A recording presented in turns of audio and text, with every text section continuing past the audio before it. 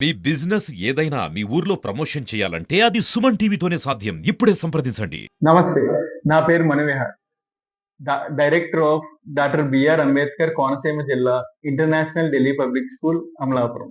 ఈరోజు రాష్ట్ర ప్రభుత్వం వారి ఆదేశాల మేరకు మా స్కూల్ ప్రాంగణంలో మెగా పేరెంట్ టీచర్ మీటింగ్ నిర్వహించడం జరిగింది. దీనికి ముఖ్య అతిథులుగా డాక్టర్ బిఆర్ అంబేద్కర్ కోనసీమ జిల్లా జాయింట్ కలెక్టర్ టి నిశాంతి గారు మరియు ఆర్డీఓ మాధవి గారు హాజరయ్యారు. ఈ కార్యక్రమంలో తల్లులకు వారి పిల్లలచే పాద పూజ నిర్వహించడం జరిగింది.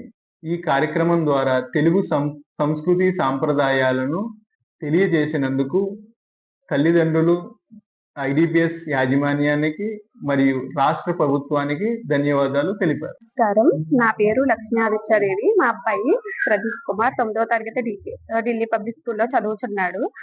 ఈ రోజు రాష్ట్ర ప్రభుత్వం నిర్వహించిన పేరెంట్స్ మీటింగ్ లో భాగంగా మా పిల్లల చేత మాకు పాద పూజ చేయించడం నాకు చాలా సంతోషంగా ఉంది.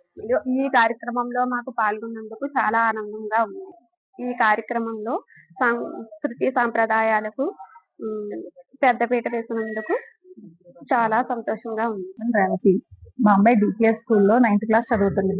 ఈ రోజు రాష్ట్ర ప్రభుత్వం నిర్వహించిన పేరెంట్ టీచర్ మీటింగ్ లో భాగంగా డిపిఎస్ యాజమాన్యం మా పిల్లల చేత మాకు పాద పూజ చేయించారు. ఆ పూజలో పాల్గొనడం మాకు చాలా ఆనందకరంగా ఉన్నది. కార్యక్రమం ద్వారా మా పిల్లల్లో సంస్కృతి సంప్రదాయాలు నేర్పించడం రాష్ట్ర ప్రభుత్వానికి, ఈ స్కూల్ యాజమాన్యానికి అందరికీ ధన్యవాదాలు. నమస్కారం, నా పేరు అనుష. మా పాప డిపిఎస్ స్కూల్లో 9th క్లాస్ చదువుతుంది.